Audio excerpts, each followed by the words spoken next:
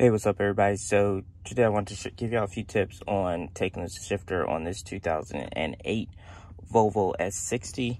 The issue was that the shifter had a lot of play in it and it would automatically go into the manual mode, and then you'd have to push it over to the drive side if you wanted to stay in just the automatic mode. So anyway, I want to give y'all a few tips on how to take this apart.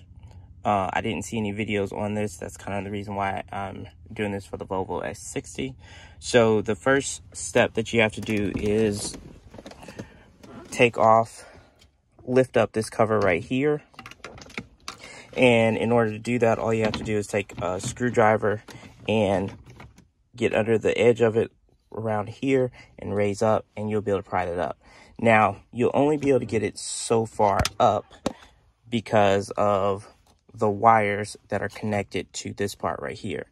So you're going to need to separate these two from each other, and it's held together by 4 tabs. You have one on each corner. So I was able to use a pair of needle nose pliers to help push in on that little tab right there and get that loose, and that's how I got that apart. Also, far as the shift knob itself,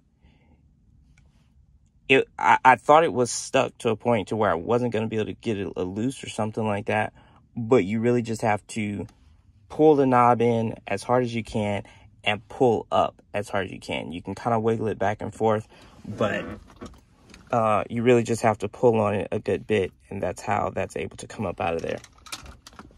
Now, once you have the knob off, these two pieces separated from each other, you can put that to the side, and this will be able to pull up off of the shift knob itself.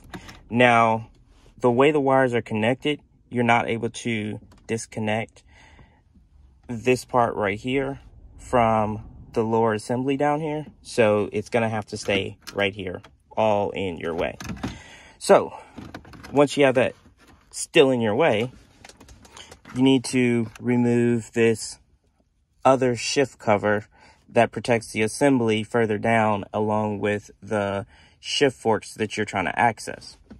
So to remove this, I ended up using a hook tool like this to pull out on these, to go down and pull out on these edges like so, on each corner. Now on this side, it felt simple to get the hook down there and pull it, and I was able to make some leeway in getting some play where it would start to move upward.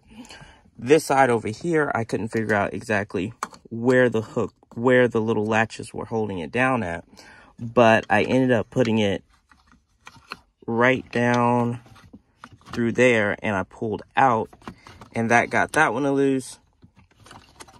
And then I was able to go over to this corner up here, and I felt around until I felt like I had an area to where I was able to hook it and try to pry out, and then it was able to come loose. Now that I've had it out like that, I was able to realize exactly where the little hook points are on this thing, and I'll try to show you exactly where they're at. Just a second. All right. So the hook points on here are located right there, there, and on this side, it's located right inside of there. That's why pushing out on this is able to undo it. And also on this front corner, the other little hook is right there, right where that little wiring harness is.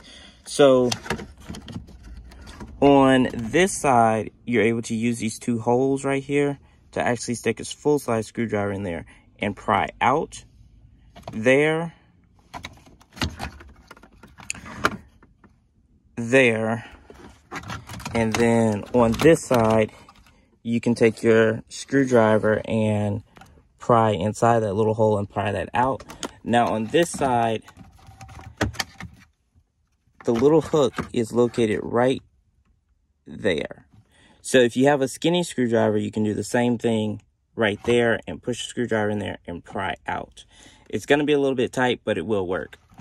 Instead of if you don't have a little hook tool like I did.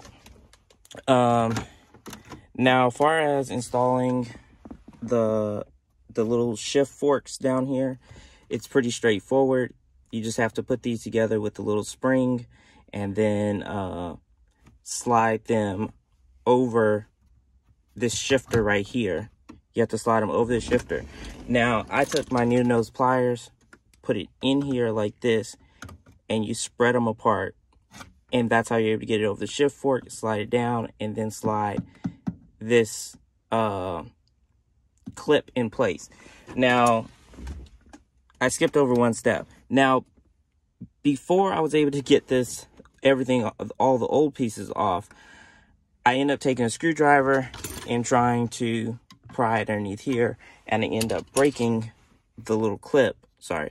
I took my screwdriver, went underneath here and tried to pry it out, but it ended up just breaking it. So I end up having to try to figure out how to get that little piece out. The proper way of doing this is taking a pair of angle needle nose pliers and going into the side over here, and you can pinch the bottom of that clip and then it's able to come out. If you don't have a way of pinching the clip from the side, you're going to have a really hard time trying to get that out, and it will actually break. So even if it breaks, you still have to get that piece up out of there. So I would recommend you definitely have a set of angled needle nose pliers, or you're going to really be fighting that. Anyway, other than that, it's pretty straightforward. Like I said, as far as the shift knob, you just really have to yank on it with the knob pushed in. That's about it.